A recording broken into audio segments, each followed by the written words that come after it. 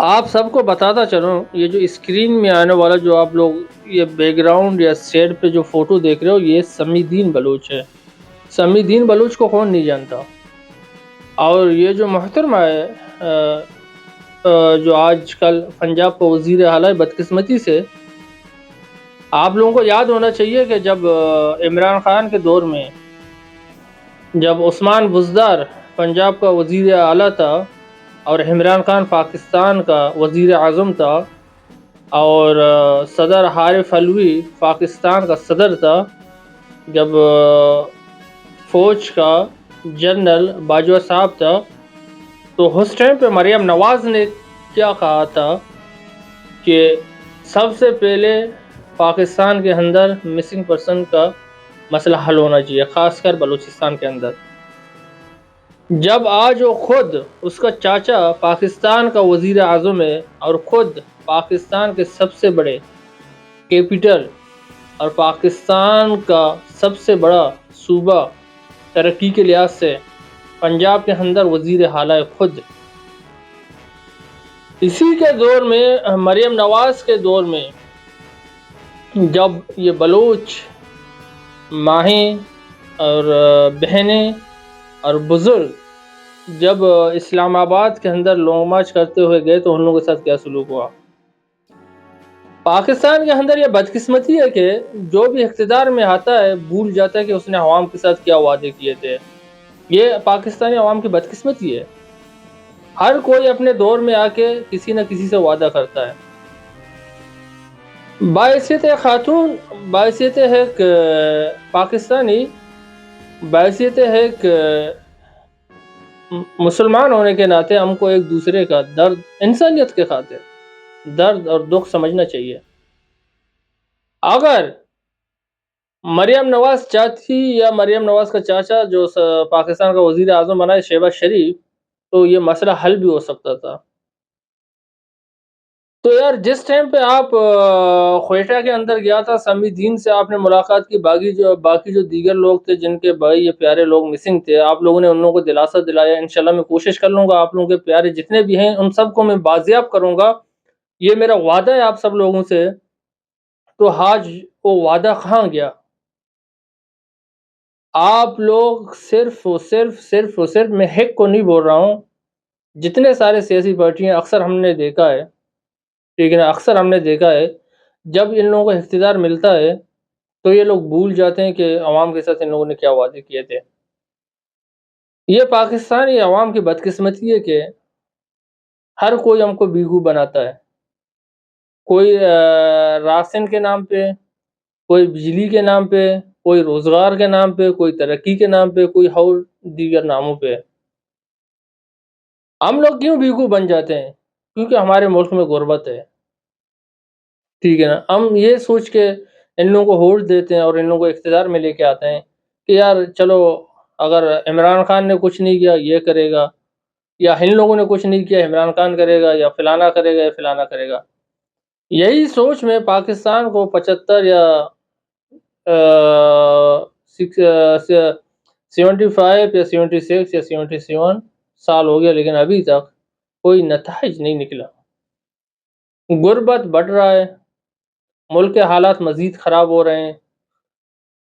چلو پہلے تو ایک دور تھا، چلو غربت تھا یہ تھا، لیکن آج کل کا جو یہ جو ماحول چل رہا ہے نا، بس اللہ ہی حافظ اور نافذ ہے۔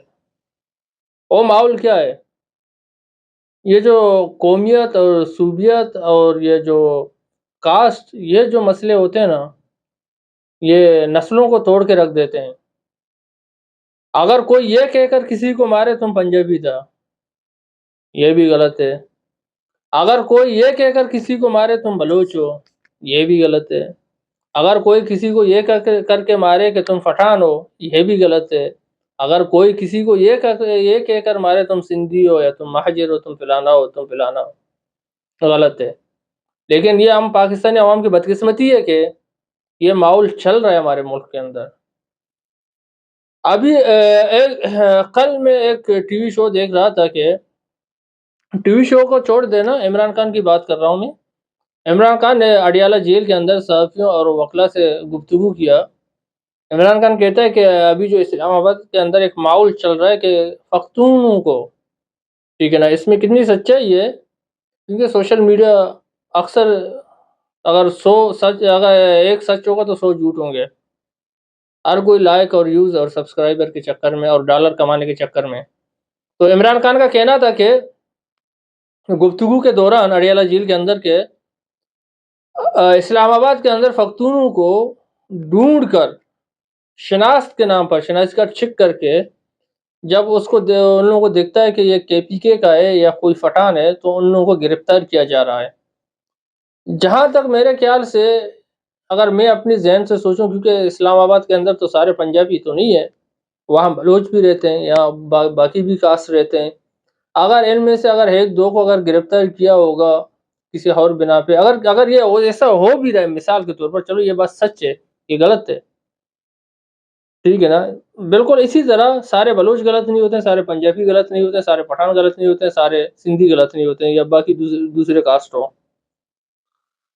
تو میرا کہنے کا مقصد یہ ہے کہ مریم نواز کو یاد ہونا چاہیے کہ جو وعدے تم نے اس ٹائم پہ ڈاکٹر دیر محمد سمیع بلوچ سے آپ نے کیا تھا، وہ وعدوں کو پورا کر دے.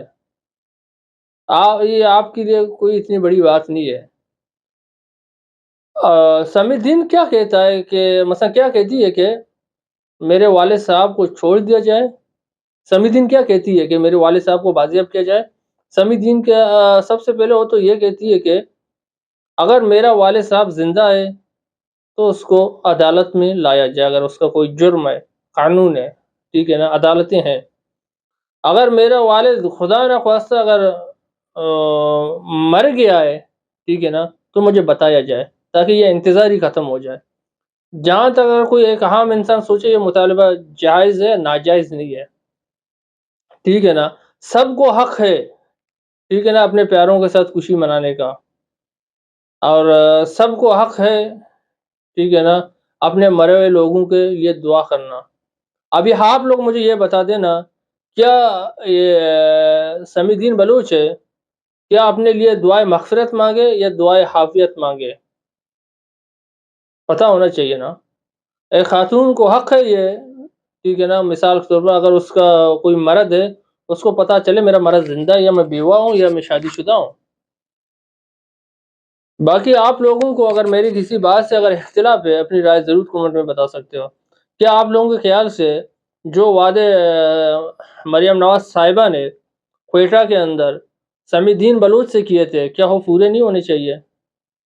کیا سمیع الدین بلوچ کو اہتماد میں نہیں لینا چاہیے مریم نواز صاحبہ کو، جو وعدے ان لوگوں نے بلوچستان کے اندر مسنگ پرسن فیملی والوں سے کیے تھے؟ اپنی رائے ضرور کمنٹ میں بتا دینا. اس طرح مزید ویڈیو کو دیکھنے کے لیے چینل کو سبسکرائب بھی کر دینا اور بیل آئیکن کو بھی دبا دینا.